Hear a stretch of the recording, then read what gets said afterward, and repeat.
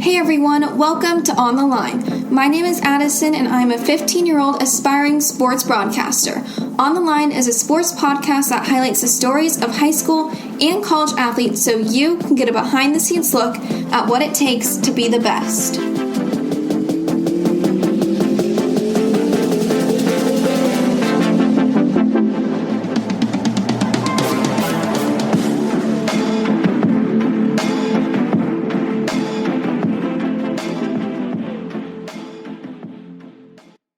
Hey guys, welcome back to another episode. This week I interviewed Hannah Dickinson. She is a junior out of Lakeside High School and she is the very first soccer player I've ever interviewed. For some reason, soccer players have been so hard to find, so it was very exciting to be interviewing our very first soccer player. She is a goalkeeper and she plays both varsity and ECNL. And she has a long list of accomplishments. Some of her high school accolades have been All-State, Metro MVP, and Seattle Time Goalkeeper of the Year. I hope you guys enjoy this episode. Hey, Hannah, welcome to the podcast. Thank you so much for taking the time out of your morning to come on. I'm super excited. You're the very first soccer player. For some reason, it's been so hard to find a soccer player, and I don't know what it is, but it's easy for me to find football players and basketball players, but I really feel like soccer players don't get enough recognition. I'm really happy to be here. Thanks for inviting me. You're a goalie, right? Yeah. Awesome. And then when did you start playing soccer? So I think I started playing soccer when I was probably 5 or 6. I feel like soccer is just the sport that every kid plays at some point. Yeah, my parents put me in sports pretty early, so they both played sports in college. So my family's been a pretty sports-oriented family pretty early. So yeah, my parents tried, but for some reason it just wasn't my jam. Yeah. I would just cry during soccer practices, and even my dad was like, my parents were literally there, but I just had separation anxiety or something. I just hated it. I hated the competition for some reason, but now I'm like, I wish I just stuck with soccer because we've played it in PE and it's just so fun. But when I was little, that was just not my jam. I think everyone definitely has their one sport that they definitely like. Mm-hmm. Try any other sports before landing on soccer?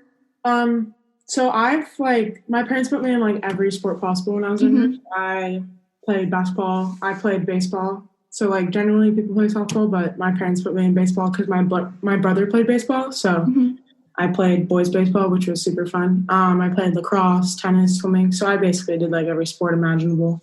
So that was pretty fun. That's really cool. Most people they have their one sport, but it's pretty cool that you can play so many.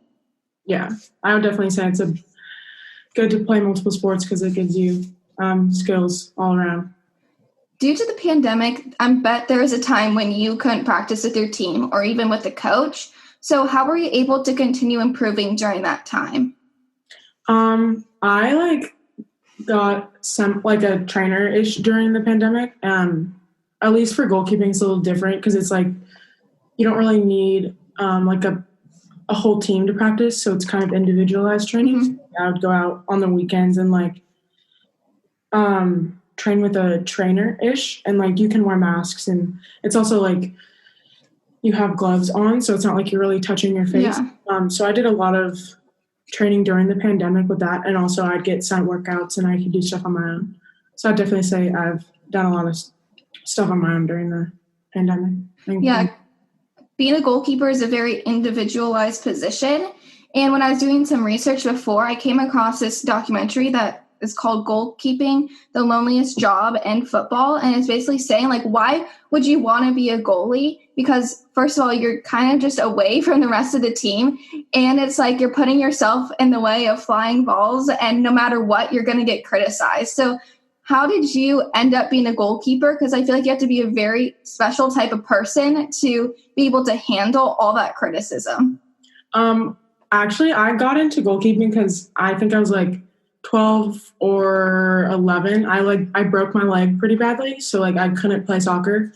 And then when I was getting back, it was around May, I think, and it was tryouts, and I still had like a brace on, and I couldn't really run super well, so they stuck me in goal. And I've always had like semi-good hand-eye coordination, and I played in goal a little bit before. So my mom was like, "Oh, you should just try out for goalie." So I ended up trying out, and I made the B team or something, and then I just kind of stuck with it a little bit. And I somewhat enjoyed it at that point, but I hadn't really like I hadn't really fallen in love with it yet a little bit. And then as I gradually like improved, so then the next 2 years I started training a little bit more. Like you go to these goalkeeper sessions at your club, and then the next 2 years, like I think I made the top team for my age group, and then I transferred clubs, and then got a lot of more individualized training, and then I improved a lot more, and then I transferred clubs again. So then that's where I am now, which I'm at Crossfire now. So, and then I'm doing a lot more training now. So I'm definitely like, my like path to where I am is kind of weird. Not a lot of people take it. A lot of goalkeepers now like start out super young. Like I met this girl the other day who's like, I think like 9, and she's like 10 times better than I ever was. And it's like, it's crazy how these kids are starting out. And they're super, super focused on their one position, their one sport. And I'm like, I don't know if I could do that. I know. I feel like I'd get burnt out starting at such a young age and just like being so serious, because like at that age, sports are more of just something that's fun. Yeah. But now I think sports are changing and it's becoming more serious, like starting from a young age, and parents are like wanting their kids to be like 9 and being on the U.S. national team, basically. It's definitely a dangerous path to go down, because that's how your kids like get burned out pretty quickly. Yeah. Well, the outcome of a game is kind of in the hands of the goalkeeper, literally and figuratively. But how do you handle with that kind of almost stress? And like when you lose, it's like a lot of people are like, oh, it's the goalie. So how are you able to deal with all of that criticism? I mean, people can view it that way, but it's also like the ball has to come through the entire team first before it can come to you. I mean, when I first started playing, it definitely a little bit harder to like, I'm a pretty competitive person. Like a lot of people who know me know that. So when I started out, I was pretty hard on myself based on that. But like, as you like mature and like, as you come to know the position, you like do have to understand that like it goes through the offense and it goes through the defense, and like people do have to make mistakes before it does come get to you. And yes, sometimes the goalie does make a mistake, but like it's not just your mistake that makes the goal, like most of the time. So that's so true. Yeah, and you pretty much have to move on pretty quickly, or else you will make more mistakes. So you kind of have to like clear your mind and like move on. So. Well, there are a lot of controversial things going on in the soccer world. So I just want to talk about a couple of those things. So the women's team is constantly doing better than the men's team, but there is a huge pay gap. So Vox reports that the U.S. women's team was awarded $1.7 million for winning the Women's World Cup, whereas the U.S. men's team received $5.4 million in a bonus after losing in the 16th round of the 2014 World Cup. So there's a huge pay gap between women's and men's soccer. So what are your thoughts on that? I know that's a lot to unpack. Yeah. In my eyes, I don't know. I just think it's unfair how the women completely outperform the men, and like the pay gap is so like astonishingly large. I mean, and they've outperformed them since the start of the World Cup. I think the U.S. now has like 4 World Cup titles and like has like a second place finish and like numerous third place finishes, and like the men have like 1 quarterfinal appearance and like a few trips to the round of 16, and like they get paid more for the round of 16. I think, I don't know, it's just crazy. And people like say that people say that the men are technically better and like stronger and faster. And yes, like obviously physically, men will outperform the women head to head. But like if you're paying athletes for the same job, it's like same as the business world, and one outperforms other. Would you like continuously pay the team that does not produce results more money? Like, no, you're gonna pay the team that's producing results, which is the national team.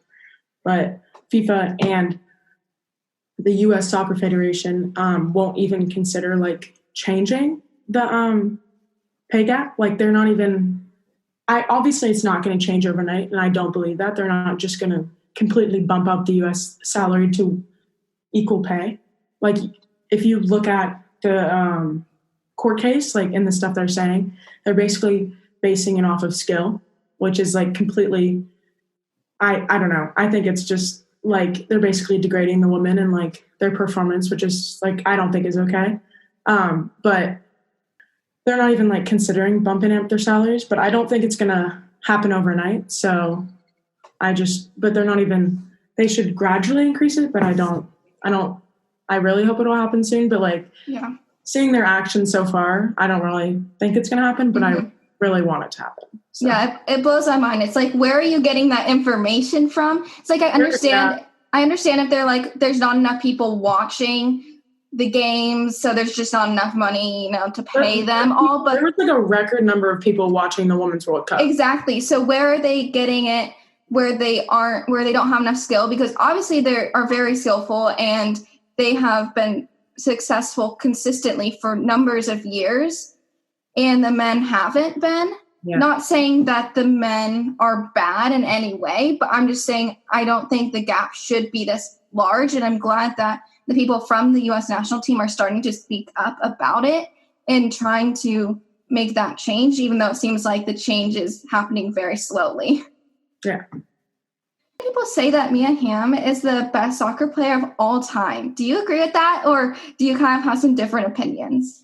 I mean, for me, it's pretty hard to like pinpoint one player because like I admire so many different players throughout history who have like directly impacted U.S. soccer. But I'd definitely say she's one of the greatest players, along with like Abby Wambach, and like you could put Hope Solo on there too. But like specifically Mia Hamm and for me, Abby Wambach both showed like both on the soccer field they were like just total beasts, and like.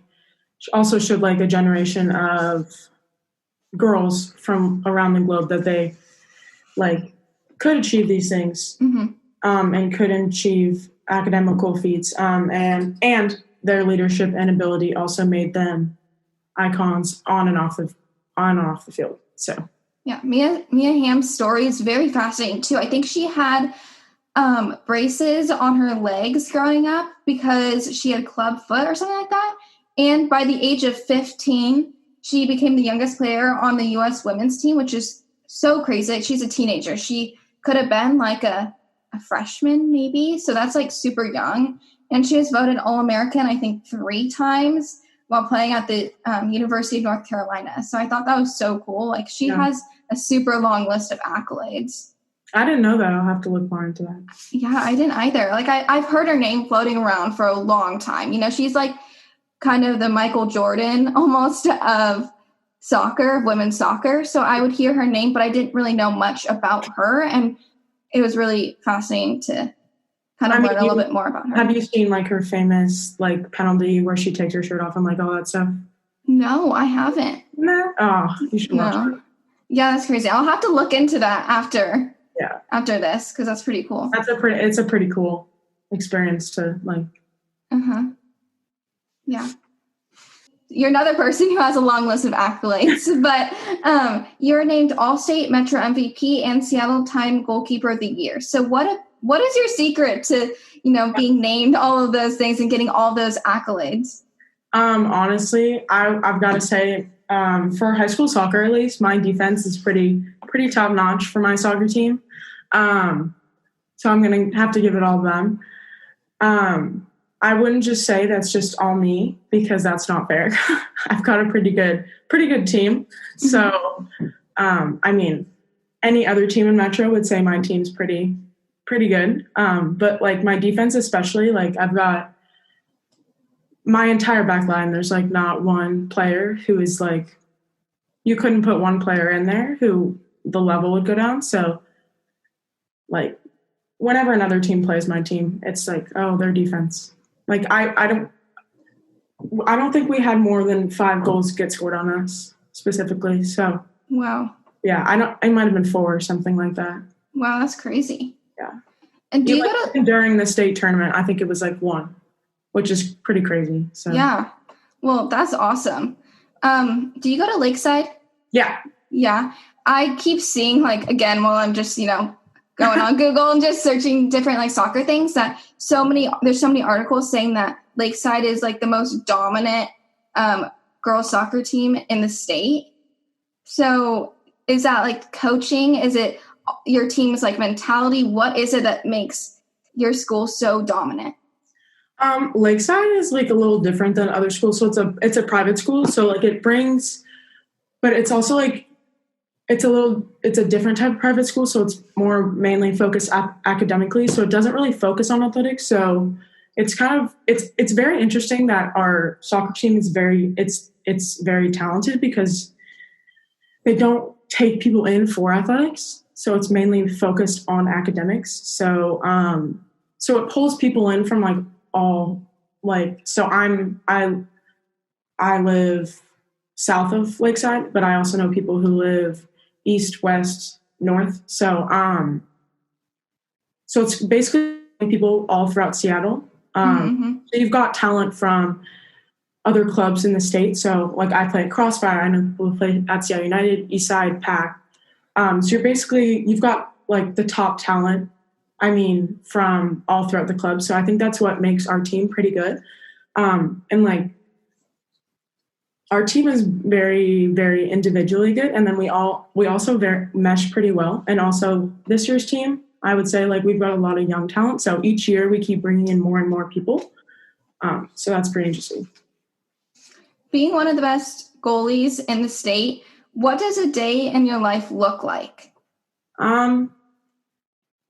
It's not very interesting.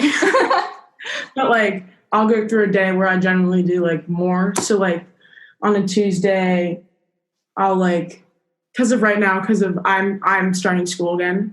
So like I'll wake up at 6 and then I'll drive and I'll go lift at 7 a.m. in Bellevue with my trainer, Ben Dragvon. And then I finish at generally 8, come back and say, I started going to physical school again a little bit. So then I'll shower, get ready really quickly, leave by 8:30.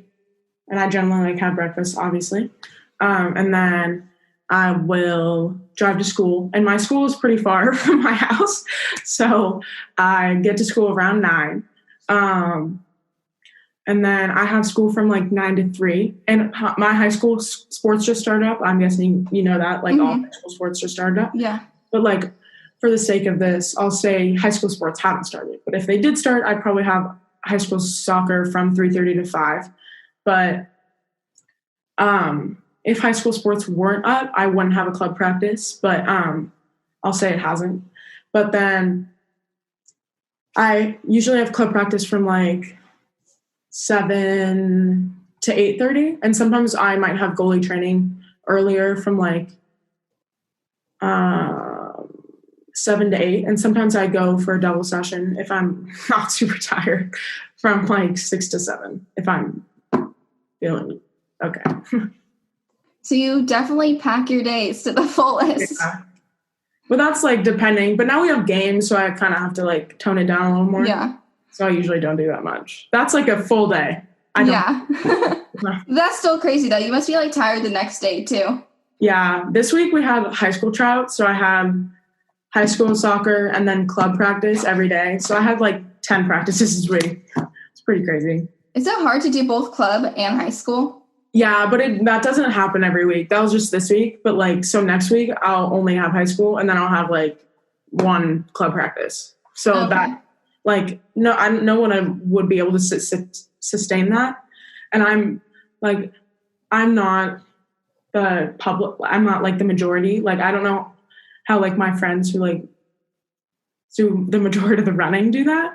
I would be dead. So yeah. Well, there are already some schools in the South that have had to cancel some games because of COVID. So were you concerned at all getting back into somewhat a normal season and being able to practice and have games? Were you concerned at all? Yeah. I mean, I would say Washington's generally pretty conservative with I don't know, they're pretty safe. And we have to wear masks during games, and generally soccer is also a little different. You're outside and you're 6 feet apart, and you really have to be standing close to someone and talking to someone face to face for generally 6 minutes to get corona. Yeah. So it's pretty hard to actually get the virus playing soccer. I had one of my goalie coaches had it, and I was at practice with him 2 days in a row, and he didn't know he had it. And I was standing next to him. Obviously we were social distance, and I didn't get it. Yeah. And I was tested 2 or 3 times, and I was negative all 3 times. So I mean, it's pretty hard to get it. So I was generally obviously your first time getting back, my team is I don't know, 15, 20 people. So obviously the first time you come back, it was a little it's a little scary. I was oh, this is somewhat uncomfortable, but you kind of get used to the idea, and you're spread out, you're wearing masks. So it's not that big of a deal. I don't want to say anything too controversial, but my family, we are probably more, careful. Yeah. We barely go anywhere.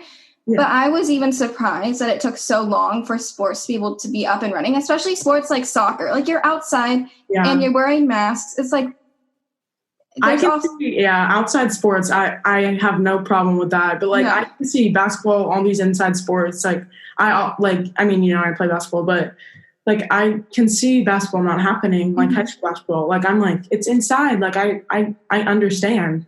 I'm outside sports. I'm it's outside. I don't understand the problem with it. The percentage, I don't know, the chance of you actually getting it is so low. Mm-hmm. I know for my school district, we can only do conditioning. They can't even do full-on practices. So Can your high school do full-on practices? Or? Yeah, we're we're starting. I have a game next Thursday, I think. So yeah, I think it's crazy because some of the schools, they're having games, but they haven't even been practicing for that long. They have maybe 6 actual practices full-on before their first game, and that's such a short preseason, I guess. We're only having, I think, 9 practices. So it's last year, our preseason is a solid almost month. So it's definitely a big change. Mm-hmm. Yeah, for sure. So let's see. The basics of goalkeeping that are very important. There are 5 things that I noticed as a common theme, and that's distribution, communication, handling, positioning, and mentality. So I kind of want to go through each of those, and you explain kind of the importance of them and some tips that you have surrounding the, basics. So let's start with distribution and kind of the importance of getting those basics down. So distribution is a huge one. So if you can't play the ball out the back, you have goal kicks, you have to be able to get the ball. When you have a cross, you have to be able to play it out. You have to be able to throw it. You have to be able to lock balls over the back line. It's generally pretty important. So just because you're a goalkeeper doesn't mean you don't have to be able to play with your feet. Your back line definitely depends on you to be able to, because they have to drop it back. You have to be able to play it out. So at least I would say I use my feet a lot during the game. So, and you asked for some tips, right? Mm-hmm. I don't know. I generally get integrated a lot into my practices. I do possession drills a lot. So I would say, that's how I've generally built up a lot of my footwork and agility and distribution stuff. So, and just practicing your long balls, and you generally have to be good with both feet. You can't just be good with your right. And obviously your non-dominant foot is not going to be great. My left foot is nowhere close to as good as my right foot, but you have to be able to get the ball up in the air. So I saw that the position of a goalkeeper has changed tremendously throughout the years because now they're just as good with their feet as other positions and other soccer players. So that's kind of crazy. It's you're playing almost multiple positions at once. So the next one is communication. So what is the importance of communication? You're basically, directing. It's kind of hard to direct the forwards, but you kind of have to do it. You see the entire field when you're back there. And as you start out, and you get older, you learn more about the game. And I feel like I generally know a lot about the game because I've been playing it for, 5-6 years now. So, but you're basically communicating with people came in on you, right? You see the entire field in front of you. You're sitting back there. Obviously you're behind everybody, but the entire field is in front of you. You basically have to anticipate runs. You're basically seeing everything before it's happening. You have to see everything before it's happening because you're basically, if you don't, then you generally will get scored on. So it's kind of it's kind of like every other position in other sports. So it's kind of like a quarterback-ish or you're kind of directing the team. So it's kind of like distribution where it's pretty important in the scheme of things where if you are not good at communicating, then generally your team will break down. And you have, especially with your defenders, you do have to communicate with them. Slide over, cover. Yeah. So you're the general manager of the field. Sure. Yeah.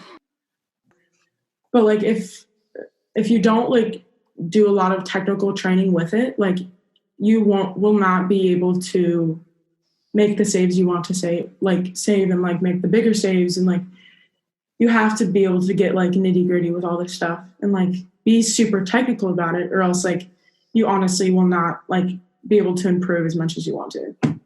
You mentioned that you get integrated into your soccer practice a lot. So do you ever work outside of your team soccer practice with a goalie coach? Yeah. So I have a trainer, his Ben Dragabon. So he is a former Sounders goalkeeper. So yeah. And he played he's a former Sounders goalkeeper. So I've been training with him. I started training with him a little bit before COVID. And then he was the guy I was talking about. I started going out to fields with him and training with him on the field. And I've improved an insane amount because he gets super, super technical. So I've improved diving wise, stuff like that. Yeah. It's awesome that you're working with a former Sounders goalie because one, they know what it takes to get to that level. Mm-hmm. And I'm sure they have lots of connections too. Yeah. And just being at that level, it's they have different insights than someone who just played maybe up till high school and then, I don't know, just got into coaching later on. But since he actually has that experience firsthand, I bet that is really beneficial for you.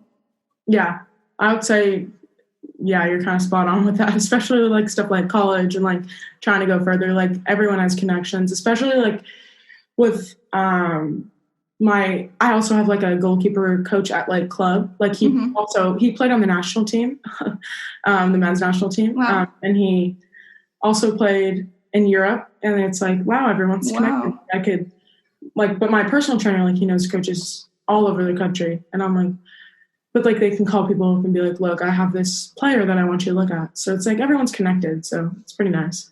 So you do want to go beyond high school? I would love to play in college, but honestly I'm more aiding on the side of looking for mostly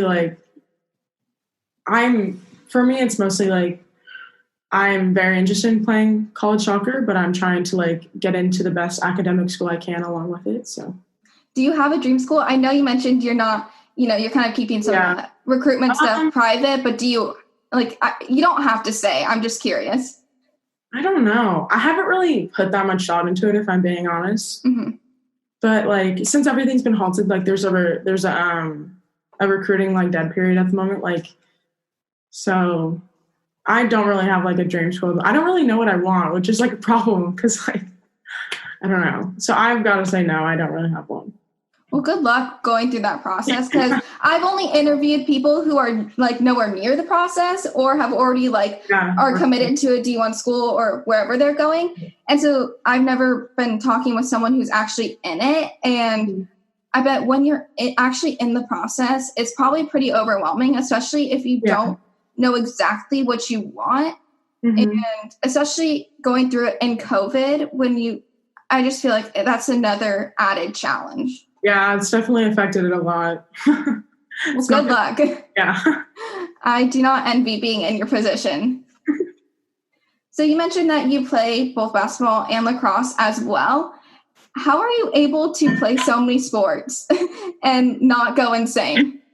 Well, like when I started high school, like I hadn't played lacrosse. I'll start with lacrosse, but I hadn't played lacrosse since I was like, I don't know, since I was in like 6th, 7th grade. Like lacrosse was kind of like a fun sport for me. Like I was not very competitive. I've never been like amazing at lacrosse. But basketball, I've played basketball my whole life. It was kind of like a pairing with soccer. Like I was pretty competitive in basketball. So I wasn't about to give up basketball. So I made that pretty clear with all my coaches, and that was clear with my club coaches as well. And I was like, look, I want to play for your team, but like basketball comes with it. And I wasn't going to give that up. So, but it's also like what I said before about playing multiple sports. Playing multiple sports is like super, super beneficial in my opinion. Like it gives you all these skills that you use in your main sport. Like, and I found out my main sport was soccer like later on because I was genuinely better at it. But like basketball's super good for hand-eye coordination. I use it. It's great for my endurance, speed, agility, all this stuff.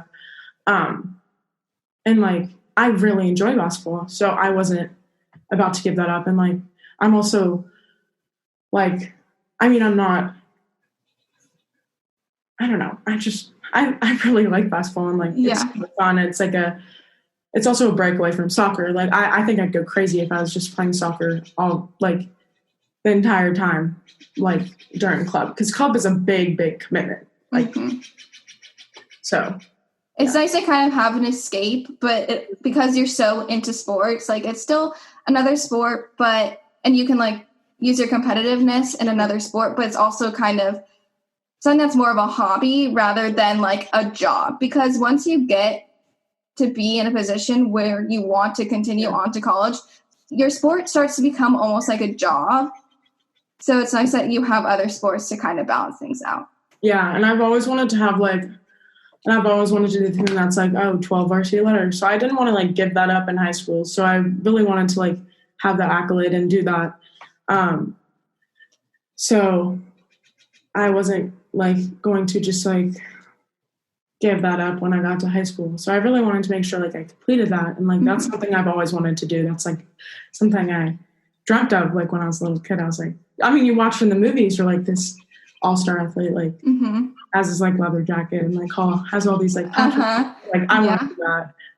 But like also it's like I think it also helps you. It's like you also learn all these qualities. It's like basketball's a very gritty sport too, which I like very much enjoy. And like you get on the ground, like I don't know. And lacrosse is pretty much I think it's basically like a direct mix of soccer and basketball if you really look at it. And it's similar to basketball. It's a great mix of like endurance and speed. So I mean, I feel like they're both generally helped me. With playing all these sports, have you ever suffered any injuries? I have to think. I'm gonna knock on wood right now, but like generally, like I haven't had many concussions. I hit my head on the post last practice, but I haven't had that many concussions. I know, at least for goalies, broken backs are pretty common, which sounds pretty painful. Yeah, that's because of the impact. And hitting the ground like can wear out your hips pretty bad. Like you're and that's so like they generally recommend you wear hip pads. But jam fingers are pretty common. I've had a few of those. I've never like broken a finger. I've been pretty lucky so far. Yeah, that's insane considering like how fast the ball is coming at you. Yeah, but like you do like I know people like say it's like pretty scary, but honestly I feel like pretty used to it. And it's like you do like step into the position. It's not like you get forced into it. So it's like I did like choose to do this. Mm-hmm. Well, fingers crossed you don't come across any injuries, because I had a friend that played soccer, and I swear she would have a concussion, she would finally recover, and then she'd have another concussion. Some people are injury prone. Also, some people are just prone to concussions, I swear. Like, I had a friend in middle school who would, like, run into, like, a door and get a concussion. And I was like, I feel so bad, but I don't know. But, like, I would, like I hit my head on the post so hard the other night, and I was like, I'm perfectly fine. So, I don't know. Maybe you're just a lucky one, and you won't have any concussions. Some people are harder headed. I honestly have no idea. Yeah, that's crazy. Well, let's just finish off with one more question. It's been kind of a while. I'm sure you have more important things to do, but I think as an athlete, sometimes that's your identity. And I was a dancer for so long, and so that was kind of my identity. And when I stopped dancing, it's like, what do you say to people in school? Like, for the first couple weeks of school, you're getting to know everyone, and you do the activity, like, tell one fun fact about yourself or whatever. And I'd always be like, I'm a dancer. So that's kind of like my identity. And when I stopped dancing, I was like, it was crazy. Like, what do I do with all this free time? Like, who am I? So I'm just curious, like, what are some things you enjoy doing outside of sports? I've got 2 dogs, so I play with my dogs a lot. I like to read, and I mean, with COVID, I've been hanging out with my family a lot, so that's been super nice. Mm-hmm. I mean, COVID's been hard, so I've been like haven't been able to see my friends like all the time, but like I really like to hang out with my friends. But like it's also very hard because sports take up a lot of time. So, and it's not like sports is like it's like I am sports, but like I generally like love athletics. Like I love sports. So like, but like I don't know, like I said before, like I like to read, like all that stuff. Mm-hmm. Well, that would have been my answer a few months ago. Like, it wasn't until COVID that I realized I actually have other hobbies, and I'm not just school and dance, because that was my whole life before. I literally didn't even have time to read. But now I've realized, like, I like to bake. I started this podcast, whatever. But COVID kind of forced me to realize that I actually like other things. Yeah. Well, thank you so much again for talking, and yeah, good luck going through the recruitment process and all that. Thank you for having me. Yeah, have a good rest of your weekend, and thank you to everyone listening. But real quick, do you want to shout out your Instagram so they can go follow you? Oh, hold on. I might have to look. I don't know what it is. It's okay. I don't either. I don't know what mine is. Okay. It's H. Dickinson with 2 N's at the end. So. Yeah, well, I'll have the links below too. Okay. All right. Well, thanks again. Bye. Bye. Thank you so much for listening to this week's episode of On the Line. I upload new episodes every Sunday at 12. Don't forget to subscribe on YouTube, leave a comment on Apple Podcasts, and follow On the Line on Instagram, and all those links will be in the show notes. Thank you.